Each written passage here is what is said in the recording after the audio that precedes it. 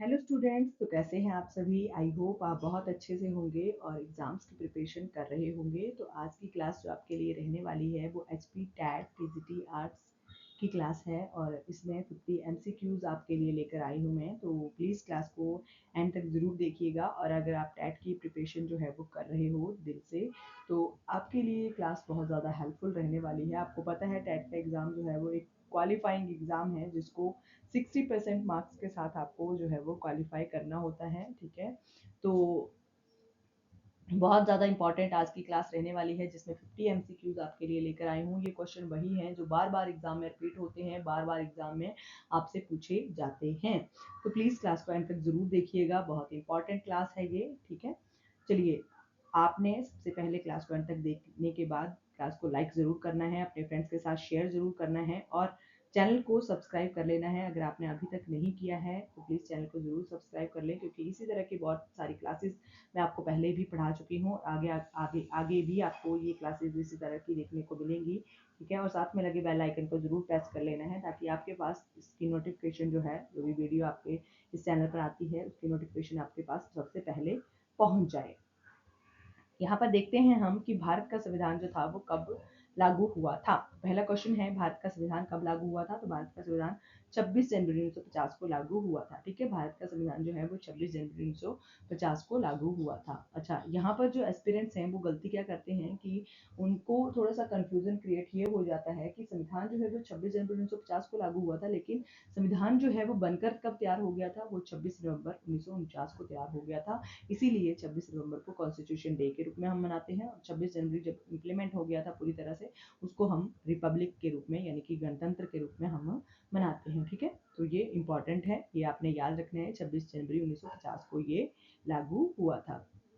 Next है very very very important topic, मौलिक अधिकार। मौलिक अधिकार किस देश से लिए गए थे। ठीक है, मौलिक अधिकार जो है वो उनका कॉन्सेप्ट जो है वो यूएसए यानी कि संयुक्त राज्य अमेरिका से लिया गया था। ठीक है, संयुक्त राज्य अमेरिका से इनका कॉन्सेप्ट जो था वो।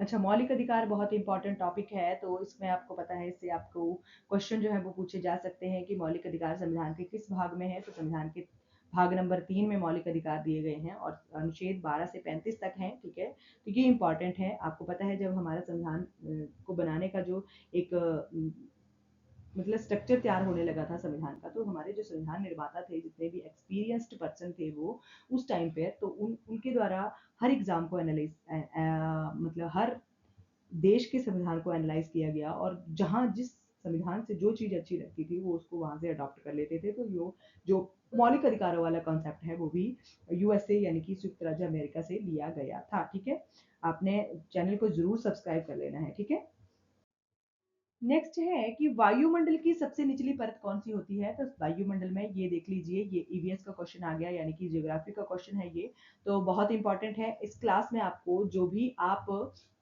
एक तरह से टीजीटी आर्ट्स का एग्जाम दोगे एसएसटी का, उससे रिलेटेड हर तरह के सारे टॉपिक्स को मैंने, सारे ही सब्जेक्ट को मैंने ऐड किया हुआ है। आपको इकोनॉमिक्स के क्वेश्चन भी मिलेंगे, आपको सीडीपी के क्वेश्चन भी मिलेंगे, आपको पॉलिटी के क्वेश्चन भी मिलेंगे, हिस्ट्री के क्वेश्चन मिलेंगे, जियोग्राफी के क्वेश्चन भी आपको मिलेंगे। ठीक है, तो ये बहुत ज्यादा इंपॉर्टेंट है क्योंकि यहाँ पर ये ईवीएस का यानी कि जियोग्राफी का क्वेश्चन है कि वायुमंडल की सबसे निचली परत कौन सी होती है। सबसे पहले तो आपको ये पता होना चाहिए कि वायुमंडल में परतें कितनी हैं। टोटल जो परतें हैं वायुमंडल में वो हैं 5 परतें। तो सबसे निचली यानी कि पृथ्वी के सबसे ऊपरी परत को कहा जाता है क्षोभमंडल। ठीक है, ये बहुत इंपॉर्टेंट परत है ये।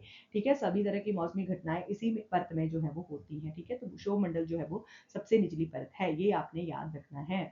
नेक्स्ट है कि सिंधु घाटी सभ्यता की खोज किसने की थी। हिस्ट्री से रिलेटेड ये क्वेश्चन है, बहुत इंपॉर्टेंट है। और सिंधु घाटी सभ्यता आपको पता है, ये वाला टॉपिक तो और भी ज्यादा इंपॉर्टेंट है। ठीक है, तो सिंधु घाटी सभ्यता की खोज की थी दयाराम साहनी ने। ठीक है, 1921 में दयाराम साहनी के द्वारा सिंधु घाटी सभ्यता की खोज जो थी वो की गई थी। नेक्स्ट है प्राथमिक क्षेत्र, जो प्राइमरी फील्ड है उसमें क्या जो शामिल है, तो उसमें कृषि शामिल है, क्योंकि आपको पता है हमारे देश का लगभग 91% जो जनसंख्या है, जो लोग हैं वो कृषि पर निर्भर करते हैं। ठीक है, तो कृषि जो है सबसे इंपॉर्टेंट है, इसलिए इसको प्राइमरी फील्ड में रखा गया है, एग्रीकल्चर को प्राइमरी फील्ड में रखा गया है। नेक्स्ट है प्याजे का संबंध किससे है। तो प्याजे जो है उनका, जिनका पूरा नाम है जीन प्याजे, तो जीन प्याजे का संबंध किससे है, यानी कि उनकी थ्योरी का नाम आपने बताना है। तो जीन प्याजे ने संज्ञानात्मक विकास की थ्योरी दी हुई है, यानी कि कॉग्निटिव डेवलपमेंट की थ्योरी उनके द्वारा दी गई है। और अगर आपने इनकी थ्योरी को अभी तक नहीं पढ़ा है, तो आप अगर पढ़ना चाहते हो आसान वे से, सिंपल वे से, तो आप मेरे चैनल पर विजिट करके जीन पियाजे नाम से एक थ्योरी सर्च कर सकते हो वहाँ पर जाकर, तो वो आपको मिल जाएगी। तो जीन पियाजे की थ्योरी मैंने बहुत अच्छे से आपको बताई हुई है, ठीक है। तो इनके थ्योरी का नाम था कॉग्निटिव डेवलपमेंट थ्योरी, यानी कि संज्ञानात्मक विकास के सिद्धांत, जिसको इन्होंने बच्चों के संज्ञानात्मक विकास को 4 चरणों में बांटा हुआ था। तो बहुत इंपॉर्टेंट वो 4 चरण हैं जिससे रिलेटेड एग्जाम में क्वेश्चन आपसे पूछे जा सकते हैं। नेक्स्ट है नीति निर्देशक तत्व किस भाग में है, यानी कि राज्य के जो नीति निर्देशक सिद्धांत हैं वो कौन से भाग में है, तो भाग नंबर 4 में, संविधान के भाग नंबर 4 में राज्य के नीति निर्देशक सिद्धांत यानी कि नीति निर्देशक तत्व डीपीएसपी यानी कि directive principle of state policy जो है वो दिए गए हैं, ठीक है। भाग नंबर 4 में अनुच्छेद 36 से लेकर 51 तक ये दिए गए हैं। नेक्स्ट क्वेश्चन है कि भारत की सबसे लंबी नदी कौन सी है। यहाँ पर भारत की सबसे लंबी नदी पूछी गई है, तो गंगा नदी भारत की सबसे लंबी नदी है, ठीक है। और अगर आपसे हिमाचल की, क्योंकि एचपी टैट का एग्जाम है ये, तो हिमाचल की भी पूछी जा सकती है। तो हिमाचल की सबसे लंबी नदी है सतलुज नदी, जो लगभग हिमाचल में 320 किलोमीटर का सफर जो है वो तय करती है। तो सतलुज नदी भारत हिमाचल में टोटल 5 रिवर्स जो है वो चलती हैं, बहती हैं, ठीक है। तो उनमें सबसे लंबी सतलुज नदी होगी और सबसे छोटी यमुना नदी है, जो केवल 22 किलोमीटर का ही सफर जो है वो हिमाचल में तय करती है, ठीक है। नेक्स्ट है 1857 की क्रांति कहाँ प्रारंभ हुई थी, प्रारंभ जो थी वो कहाँ हुई थी, शुरू कहाँ हुई थी, ठीक है। तो 1857 की क्रांति बहुत इंपॉर्टेंट है, क्योंकि इसको स्वतंत्रता की प्रथम लड़ाई या स्वतंत्रता का प्रथम संग्राम भी कहा जाता है, ठीक है। तो 1857 की जो क्रांति थी वो शुरू हुई थी मेरठ से। मेरठ की एक छावनी से जो मंगल पांडे नाम का एक सैनिक था, उसने जो था वो चर्बी लगे कारतूसों को मुंह से खोलने से मना कर दिया था। उसकी वजह से ये जो विद्रोह था, ये जो क्रांति थी, वो समय से पहले ही आरंभ हो गई थी। तो ये मेरठ से आरंभ हुई थी, ये आपने याद रखना है, बहुत इंपॉर्टेंट टॉपिक है हिस्ट्री का ये। इससे रिलेटेड बहुत सारे क्वेश्चन जो है वो आते हैं एग्जाम में। नेक्स्ट है जेडडीपी क्या है, यानी कि ग्रॉस डेवलपमेंट प्रोडक्ट। इसका जो हिंदी अनुवाद है वो क्या है, तो इसको हिंदी में कहा जाता है सकल घरेलू उत्पाद, ठीक है। क्या कहा जाता है, सकल घरेलू उत्पाद। ये इकोनॉमिक्स का क्वेश्चन था। अच्छा, नेक्स्ट क्वेश्चन है कि ब्लूम टैक्सोनॉमी का पहला स्तर क्या है। तो ब्लूम टैक्सोनॉमी बहुत इंपॉर्टेंट टॉपिक है सीडीपी का, और ये इससे रिलेटेड आपको पता है बहुत सारे क्वेश्चन जो है वो एग्जाम में पूछे जाते हैं, ठीक है। बीएड में भी आपको ये टॉपिक लगा होता है ब्लूम टैक्सोनॉमी करके। तो अगर आपने इसको समझना है तो आप चैनल पर विजिट कर सकते हो। इस टॉपिक के ऊपर मैंने एक स्पेशल वीडियो जो है वो बनाई हुई है, आप वहां पर जाके ब्लूम टैक्सोनॉमी को बहुत अच्छे से समझ सकते हो। तो इसका जो पहला स्तर है, पहला चरण जो है, पहला लेवल जो है वो है ज्ञान, यानी कि नॉलेज। नॉलेज जो है वो ब्लूम टैक्सोनॉमी का सबसे पहला जो एक लेवल है वो कहा जाता है, ठीक है। नेक्स्ट है मौलिक कर्तव्य का किस संशोधन से जुड़े हैं। तो मौलिक कर्तव्य यानी कि फंडामेंटल ड्यूटीज, अब इनको जो था वो जो मूल संविधान हमारा बनकर तैयार हुआ था, इनको जोड़ा नहीं गया था, ठीक है, इनको नहीं ऐड किया गया था। अब जो संविधान के संशोधन करता थे, जो संविधान के जो एक्सपीरियंस्ड पर्सन थे संविधान को बनाने वाले, उनको ये लगा कि अगर संविधान में मौलिक ड्यूटीज कर्तव्य दिए गए हैं, सॉरी मौलिक अधिकार दिए गए हैं, फंडामेंटल राइट दिए गए हैं, तो अधिकारों के साथ साथ कर्तव्यों का होना भी बहुत ज्यादा नागरिकों के लिए जरूरी है, ठीक है। तो इसको बाद में जो संविधान था उसमें अमेंडमेंट करके, उसमें संशोधन करके इसको ऐड किया गया था 42वें संवैधानिक संशोधन के द्वारा, ठीक है। 42वां संवैधानिक संशोधन जिसमें बहुत सारे और भी चीजों को ऐड किया गया था, ठीक है। तो एक तो मौलिक कर्तव्य ऐड किए गए थे, बाकी हम आगे देखेंगे क्या क्या ऐड किया गया था। तो ये 42वां संवैधानिक संशोधन हुआ था 1976 में। 1976 में ये संवैधानिक संशोधन हुआ था जिसमें मौलिक कर्तव्यों को जोड़ा गया था। नेक्स्ट है काली मिट्टी किसके लिए उपयुक्त है। काली मिट्टी जिसको जो है वो रेगुर मिट्टी भी कहा जाता है, ये क्वेश्चन भी आपको पूछा जा सकता है कि काली मिट्टी का अन्य एक नाम क्या है। तो रेगुर मिट्टी इसको कहा जाता है, और ये कपास की खेती के लिए सबसे ज्यादा उपयुक्त जो है वो ये मिट्टी मानी जाती है। सबसे ज्यादा इंपॉर्टेंट ये जो है वो कपास की खेती के लिए मानी जाती है।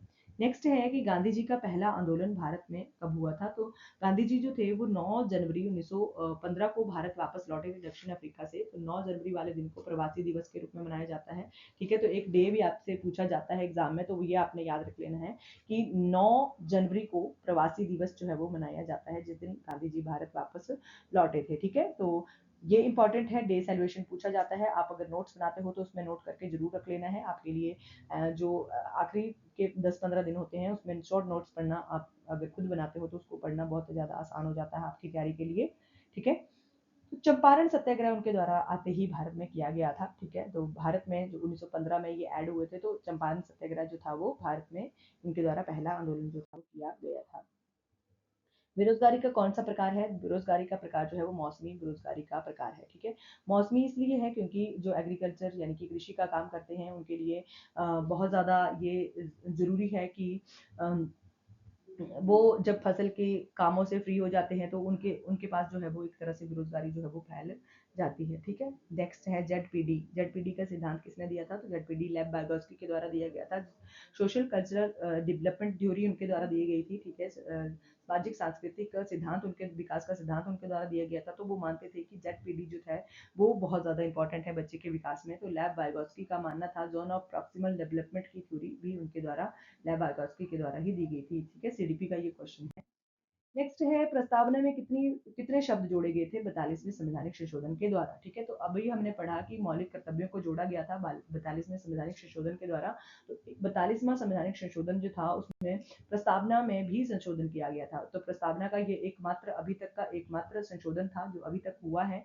प्रस्तावना में सिर्फ एक ही बार संशोधन जो है वो किया गया है। तो उसमें 3 शब्द और जोड़े गए थे, ठीक है। कौन से 3 शब्द थे? एक था अखंडता, सामाजिकता और तीसरा था धर्मनिरपेक्षता, ठीक है। तो 3 शब्द जोड़े गए थे 45वां संवैधानिक संशोधन में, आपको बता चुकी हूँ। 1976 में ये हुआ था। इसको मिनी कॉन्स्टिट्यूशन यानी कि लघु संविधान भी कहा जाता है, ठीक है। तो ये बहुत ज़्यादा इंपॉर्टेंट है।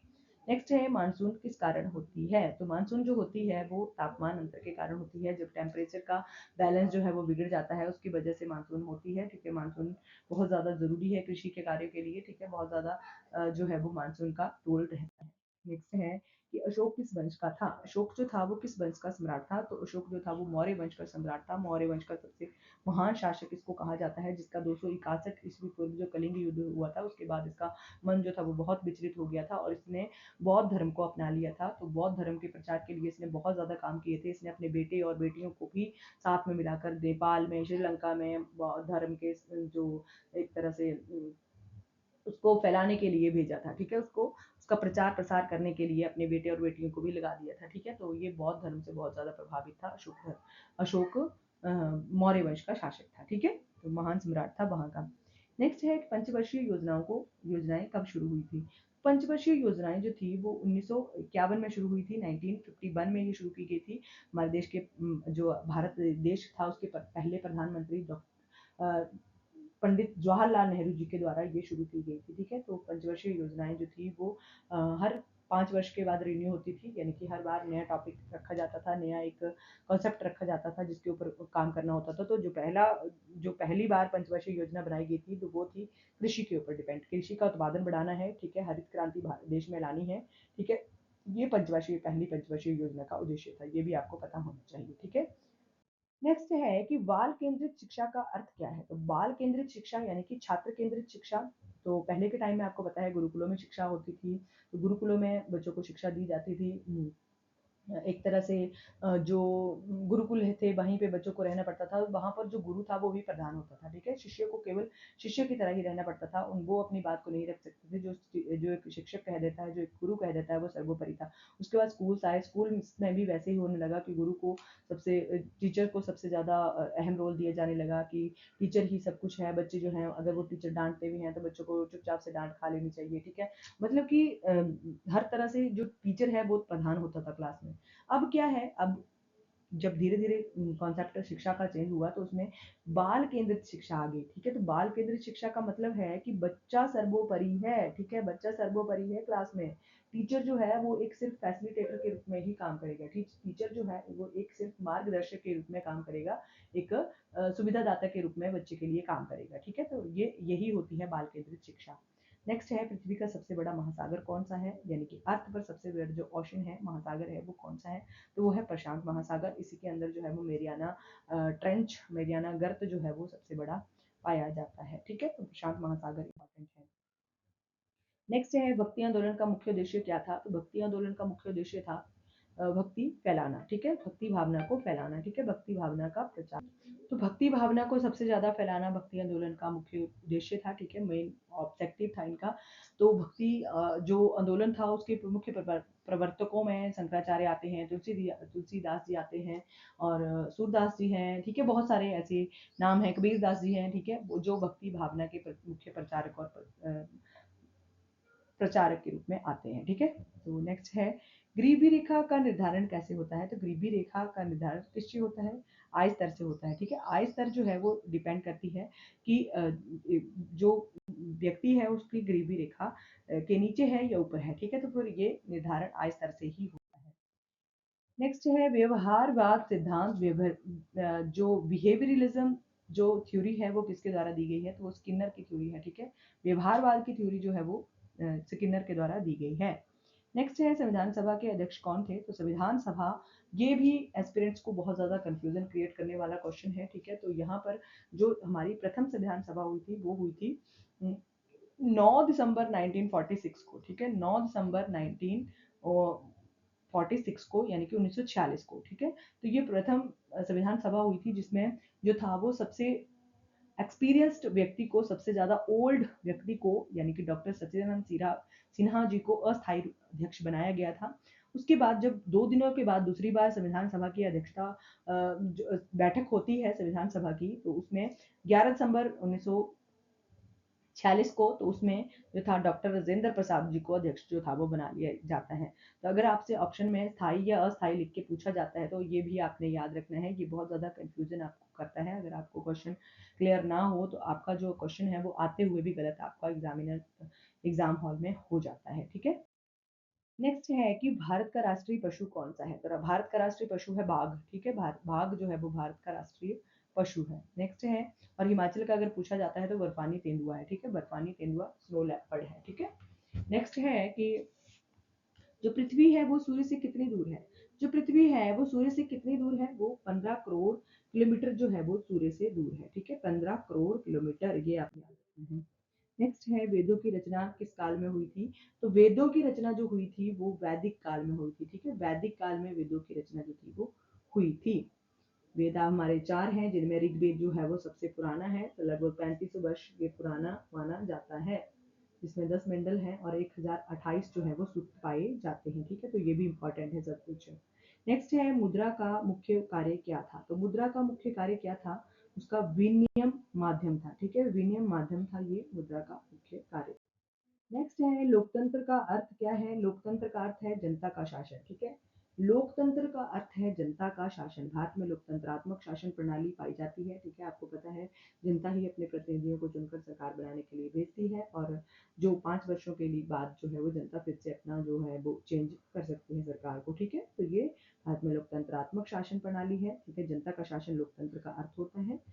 नेक्स्ट है कि भारत की राजधानी क्या है? तो भारत की राजधानी जो है वो नई दिल्ली है, ठीक है? नई दिल्ली जो है वो भारत की राजधानी है। अगर हिमाचल की आपसे पूछी जाती है तो हिमाचल की राजधानी क्या है? शिमला है, ठीक है? नेक्स्ट है कि संविधान के निर्माता कौन है? संविधान के जनक कौन है? ठीक है, ये आपसे पूछा जा सकता है। संविधान के निर्माता कौन है? संविधान के जनक कौन है? Doctor Ambedkar. Doctor V R Ambedkar इनको कहा जाता है, डॉक्टर भीमराव अम्बेडकर भी इनको कहा जाता है, ठीक है? तो ये संविधान निर्माता के रूप में जाने जाते हैं, संविधान के जनक के रूप में जाने जाते हैं। ये स्वतंत्र भारत के प्रथम कानून मंत्री भी बने थे, ठीक है? नेक्स्ट है हरित क्रांति किससे संबंधित है? तो हरित क्रांति मैंने आपको बताया जो पंचवर्षीय योजनाएं लागू की गई थी, उनमें जो पहली पंचवर्षीय योजना थी 1951 से लेकर, ठीक है? तो वो जो थी वो बहुत ज्यादा इंपॉर्टेंट थी। उसमें हरित क्रांति का लक्ष्य रखा गया था, तो कृषि विकास करना है, ठीक है? कृषि के उत्पादन में बढ़ोतरी करना, कृषि का विकास करना, ये हरित क्रांति का मुख्य उद्देश्य होता है। शिक्षा का अधिकार किस आयु वर्ग के लिए है? तो शिक्षा का अधिकार अधिनियम जो है वो लागू किया गया था 2009-10 में, ठीक है? तो ये 6 से 14 वर्ष के बच्चों के लिए, सभी के लिए जो है वो अनिवार्य और निःशुल्क शिक्षा लागू करना। 6 से 14 वर्ष के बच्चों के लिए जो प्रारंभिक शिक्षा मानी जाती है, ठीक है? 6 से 14 वर्ष में, तो उसको लागू करना जो है वो ये आयु वर्ग के बच्चों के लिए है, ठीक है? तो ये आर्टिकल 45 में, जिसको राज्य के नीति निर्देशक सिद्धांतों के अंडर आता है, वो आर्टिकल 45, उसमें भी कहा गया है 6 से 14 वर्ष के बच्चों के लिए निःशुल्क और अनिवार्य शिक्षा देना।